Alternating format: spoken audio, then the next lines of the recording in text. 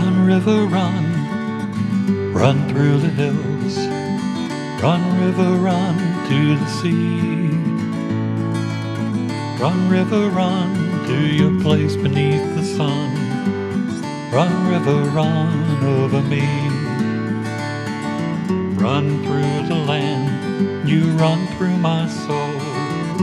Bring me wisdom and peace. Run through all. Hi, this is Jan Lewis today. Welcome to be my guest, and we have Leslie Ackles. Yes. And she is an author, consultant, and a life coach. She's written this great book called 7 Steps to Choosing Joy. And I'll have Paul zero in on this. It is based on your own story, and she's going to share with us what happened. Leslie, first of all, when did you write the book? It actually was published this last summer, and I wrote it in the 2 years previous to that. Okay. Now, you had fibromyalgia, Yes. which I had a friend years ago who had this, and she could barely do anything with the rest of our group. Mm-hmm. She would cancel at the last minute, not her fault. And I couldn't understand. She looked healthy, but can you explain what it was like for you? It was quite a shock to find out I had fibromyalgia. I was actually the director of training at the University of Massachusetts Donahue Institute, high-level senior management position, and was sitting at my computer working on a proposal deadline, and all of a sudden I put my hands in my lap and they wouldn't move. They would not move. They were like wood in my lap. That had to have scared the you-know-what out of you. It was terrifying. Yeah. I started to cry. My administrative assistant came in and said the obvious, which is you need to go to the doctor. How about the ER? Yeah. So I did. Eventually, after some time, they were able to move again. I went to the doctor, was diagnosed with fibromyalgia. Now, you're lucky you got a diagnosis that quickly. Right away. Where did you go? It was Concord Hillside in Concord, Massachusetts, and she must have, I don't know how, she listened to my symptoms, and it's an illness or a symptom, the symptoms affect your joints, so she started hitting all my joints. Yeah. And I was going, ow, ow, ow, ow, so it was just very obvious to her that that's what I had.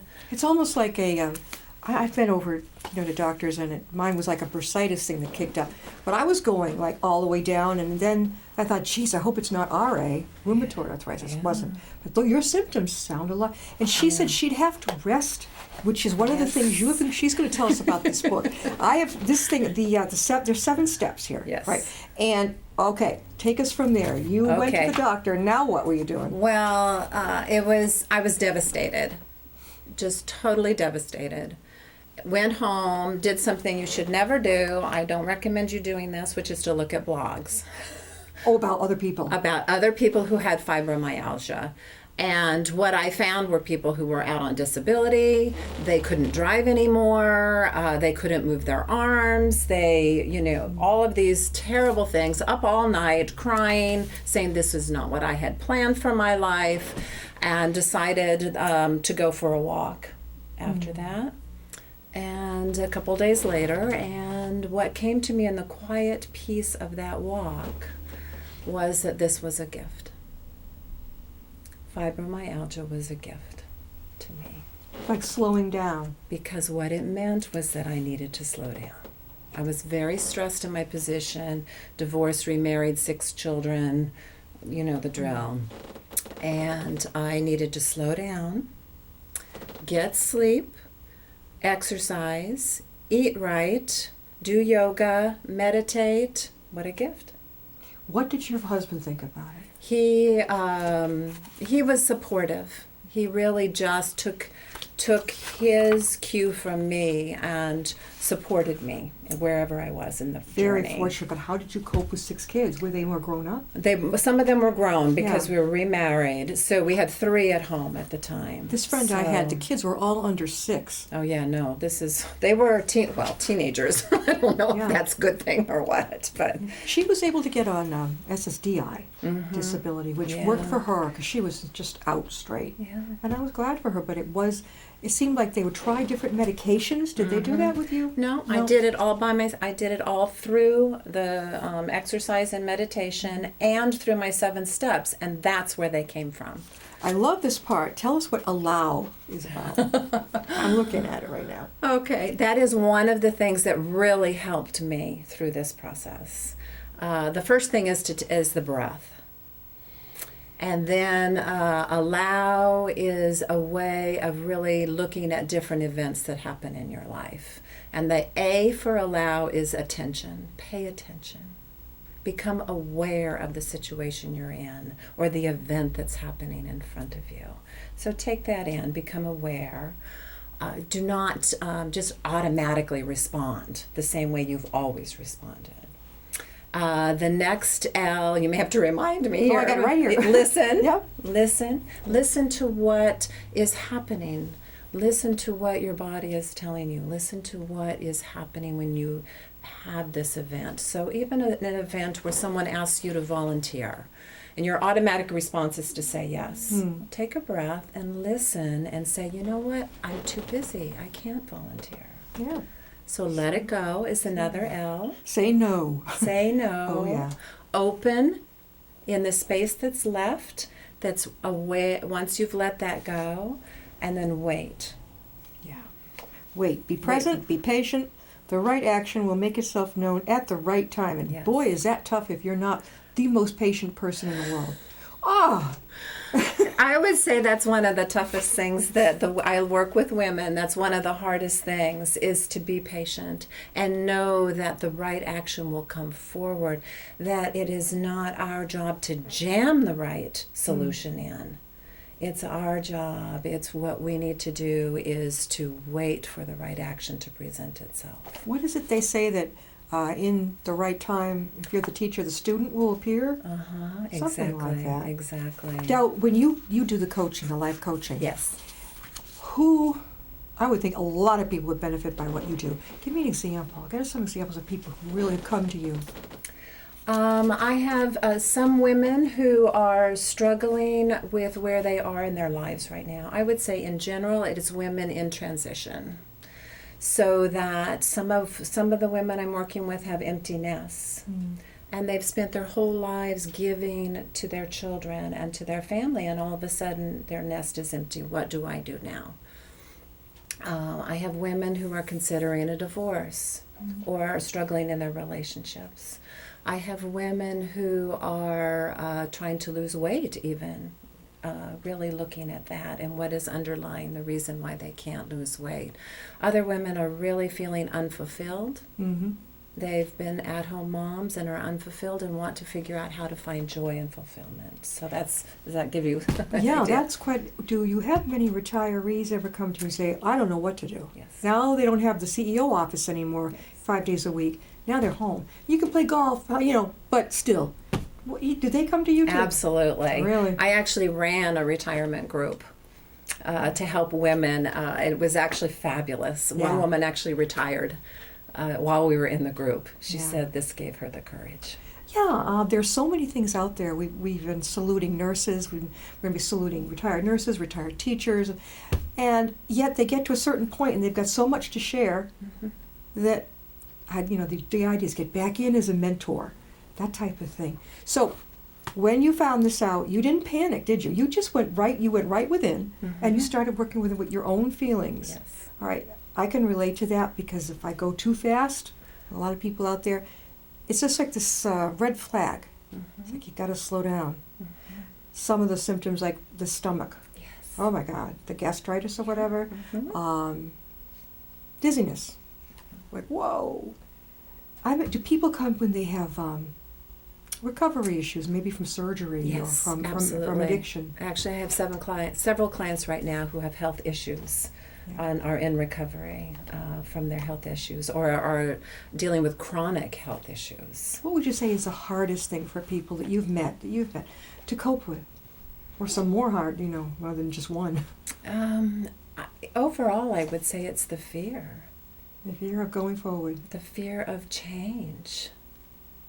That's interesting, because to me, I don't have that fear, but I think that No, I don't have it. I don't know. Do you think it's something to do with the way a lot of people are raised? They're afraid to make a change. They say adult children from alcoholic homes are afraid of change. I like change. I think it's fun. And I'm getting there. I would say that if you look at the ELF management, which is one of my steps, there are some voices we have up here, whether you call them, gremlins or elves or inner critic, that say, if you do this, if you say no to this volunteer activity, no one will like you. Yeah, and you might fail. Oh my God! You might fail. Oh. Or people will laugh at you, or all sorts of things could happen to you. Yeah. And it's easier to just do what you've always done. You know that, even though you're in pain, it's what you know. Yeah. Now I'm looking at it. Step 5: ELF management. Nobody can make you feel inferior without your consent, and that was Eleanor Roosevelt. I love that. Tremendously powerful quote, because it takes your agreement. If someone says something to you, you have to take it in and agree with it in order for you to feel inferior. The whole premise of the book is that you have the power to choose. Mm-hmm. You have the power to choose who you are and how you react to any one situation. Again, we're talking with Leslie Ackles, and she is an author, consultant, and a life coach. She has her book, 7 Steps to Choosing Joy. And the pictures of the on the front is, you picked that up, of a girl on the beach, just, yay, and that catches your eye right then and there. Discover the power of your inner wisdom. You have some more books coming, I hope, right? I actually started with a fiction book. Fiction? Yes, and it's still being written, which was based on my 7 steps. Yeah. And with fiction, I just got a little bit, stuck. And I said, you know what, I really need to get these 7 steps out. Mm. And so I actually moved to writing the nonfiction first. Yeah. And then I will go back to my fiction. I love it. The ELF management, the judge, the inner critic. It's all, some people grow up with, very critical parents. Okay, and I think some people ingest that. Absolutely. And then that's going around like a committee in your head. Yes. Like, oops, I can't. But what have you got to lose? You don't, but you know what? A lot of people think you have to have a lot of money to be an entrepreneur or start something. You don't. You can start with your computer, know how to reach different places where you'd like to maybe speak, right? Yes. I mean, maybe send some flyers out. How much does that cost? Have some business cards. It does. Have you found that too? Yes. Well, what I found was that once I realized I wanted to go out on my own, I had to actually end up working at UMass for another 5 or 6 years because we needed to pay the mortgage, pay off college, all of those kinds of things. And even during that time, while I was working full-time, I could take workshops, I could give workshops, I could do all of these things that I enjoy. Right. It doesn't have to even be full-time. Mm-hmm. The key is my first 3 steps are awareness, breath, and choice. So become aware that maybe where you are right now is not fulfilling you. Mm. Take a breath and choose what you want to be doing, how you want to face this. And so part of it is choosing where you want to go to find joy. Each person is different. What was the hardest part for you, Leslie, when you found out that you had fibromyalgia? What was the hardest part? At first, did you feel knocked? Like some people say, totally punched. Totally. Oh. I was knocked off my feet.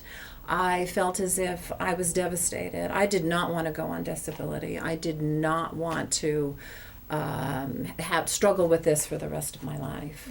Mm. Through all of this, I'm actually symptom-free. I'm completely symptom-free. How long have you been symptom-free? Gosh, it's 10 years now. That's amazing. It's 10 years now. And I will say that I have the same thing you do, which is the early warning sign that comes here first in my elbows. So if I'm getting totally stressed out and tight and running around, I'll get a little pain here, and I call that my early warning sign. And I can choose.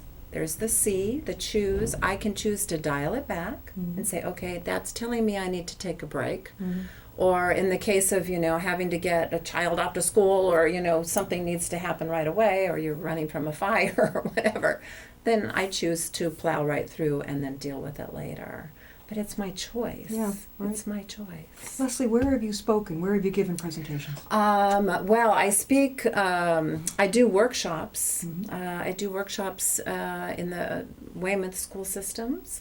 For the parents? For the teachers. For the teachers. teachers. That sounds really interesting. I also have given a presentation on my book at the Concord Bookshop, which was very exciting. Yeah. And then I've done workshops other places as well. I've done retreats. How about senior centers? Yes, I've done workshops at senior centers. Is there, don't have to tell us, but is there a fee? Not how much, but is there a fee involved? Yes. Okay, that's good. How do people reach you so they can get your book? Well, the book is on Amazon and Barnes & Noble, so you can get it through there. Yeah. I have a website for the book, which is 7 Steps to Joy, with the number 7, 7stepstojoy.com. Now, are you available 7 days a week, or what's your schedule like? Mostly 5 days a week, Okay. Monday through Friday. And I'm available for life coaching, for actual inspirational presentations. I have a whole presentation on my fibromyalgia and my overcoming of that. See, that's so important, and I Yeah. love that. A lot of speakers will get up there, and they'll talk about what they haven't been through themselves. It's okay, but it's not the same. Yeah. You get up there and you can speak exactly from it.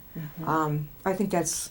Are you going to be speaking in this area, the Upton area? I don't have anything set right now. I recently spoke in Wayland, Yeah. which is near with the Dream Factory, which I talked about earlier, Yeah. for women. And Tell us more about the Dream Factory.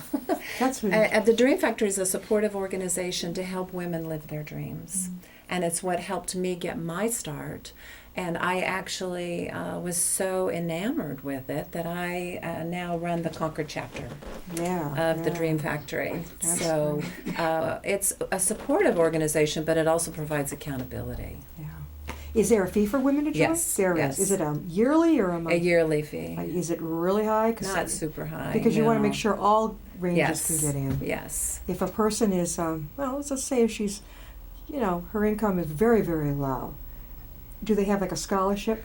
I don't believe so, but that woman could just come to the lunches, for instance, and not join. Okay. So that's possible. A lot of too. people will say to me, I saw you talking about a certain organization, Mhm. and they want a huge amount. Yeah. She says, well, right now I'm not working, I'm on this and that. I say, there shouldn't be a reason why you can't Yeah, be there, yeah. because they should have their dreams looked Well, into. then they definitely should ask, because Definitely. I think the scholarships has been on the table. Now, if somebody wanted to reach you, to have Mhm. coaching, Mhm. how would you do so? Probably the best way is through email. Okay. And that's at Leslie at oasisconsultant.com. Do you go to them? Do you meet somewhere? It depends on the person and where we are, because I do coaching outside of this region as well. So I would say about 75% of my coaching is on the phone. Yeah. And then the rest, I actually meet people. I coach a woman where I meet her in Marlborough, for instance. Do you find it easier? I know when I meet clients, well, I'm a memoir writer, so that's kind of like, face to face is really good. But, do you find it easier on the phone? Do they like it better? Some of it's convenience and time, but I actually am at a point in my coaching where over the phone I can sense what's happening. I had a client this morning and I said, you know what, I think that is part of the puzzle, but there's something more in there. What else could be in there for you? And she goes right there. And she knew. And Yeah. she knew. And then the goosebumps come and it's like, okay. And, but that's all from hearing the tone of her voice, hearing what's not being said. It's all through the phone. Did you ever think, in a million years, when you were, say, graduated high school, that you'd ever be doing this? No. No. I think a lot of us are like that. We don't know what we're going to do when we grow up. Where did you? Yeah, you're in Concord now. Where did you originally grow up? I grew up in California. Oh wow, what are you doing out here? Graduate school. Oh, okay. One of those who came out. Where'd you go to college? I went to University of California at Davis. Yeah.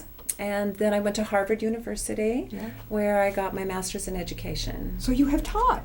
I didn't teach. I did educational administration, and that's where I ended up at UMass as director of training and organizational development. At the college or the med school? At the college, and it's Okay. actually out of the president's office. It's in an organization called the Donahue Institute. So you didn't know, you had no clue that until what could happen to a lot of people, they don't know until something hits them personally, maybe recovery from cancer.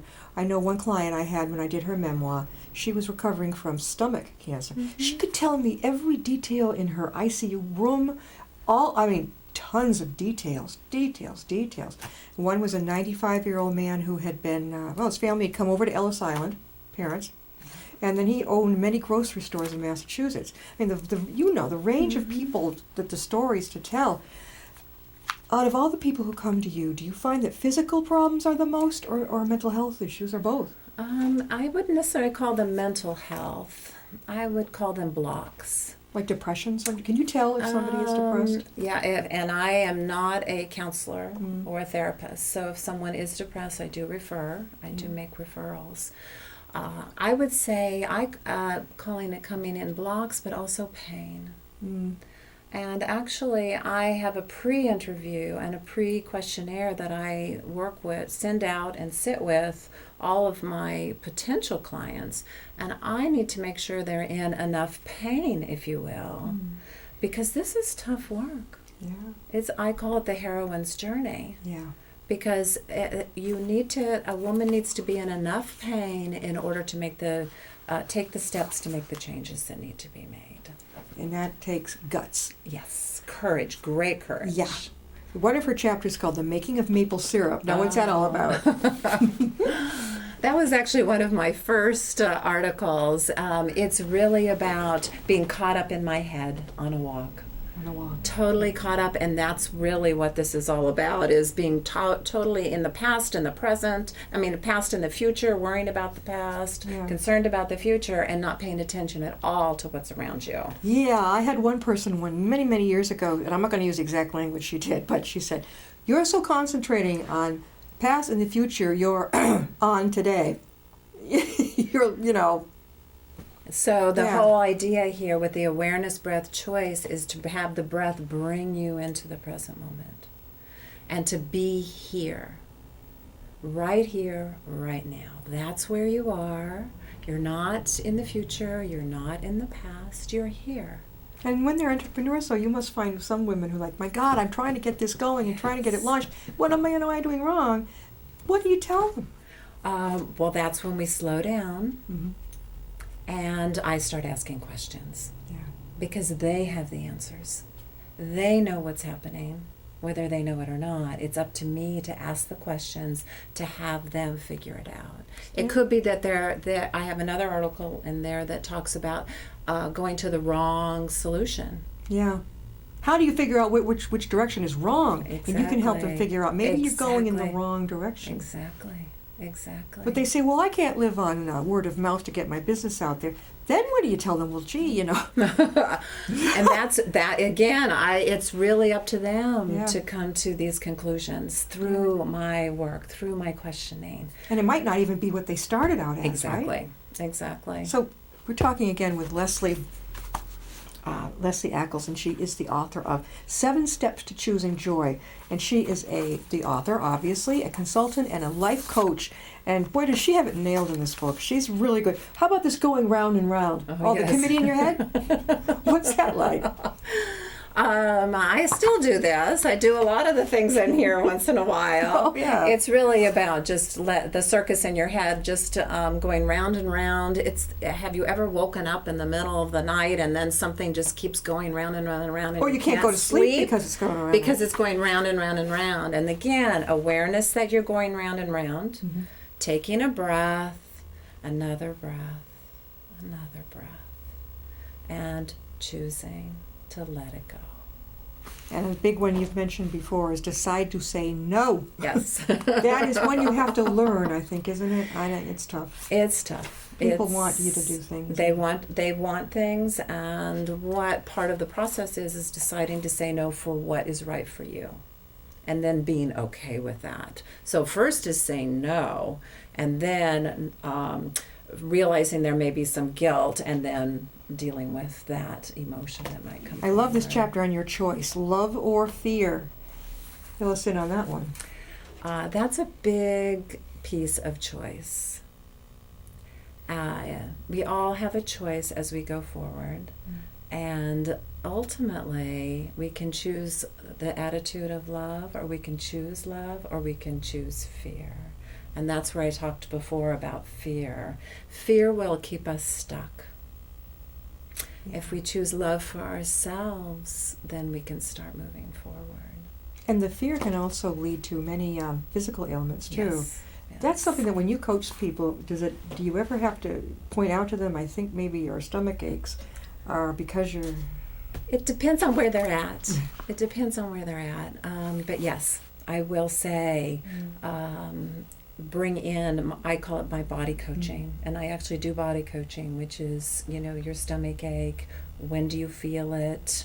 Is that a result of asking questions?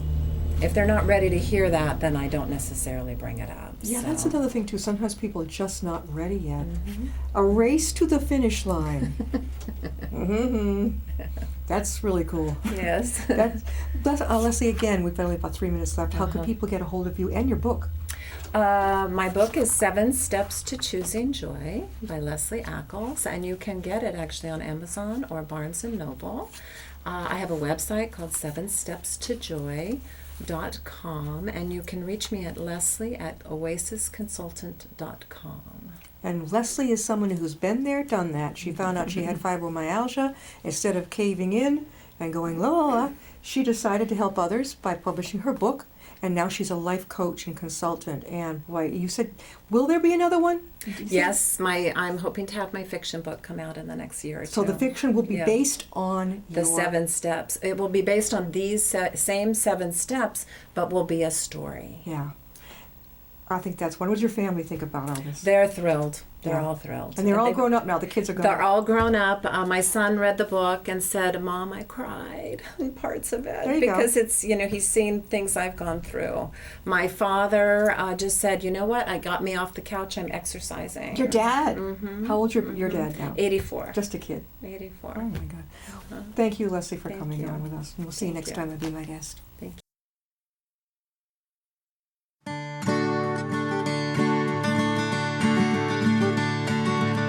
Run, river, run, run through the hills.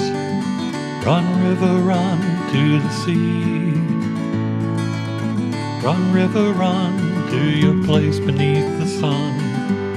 Run, river, run over me. Run.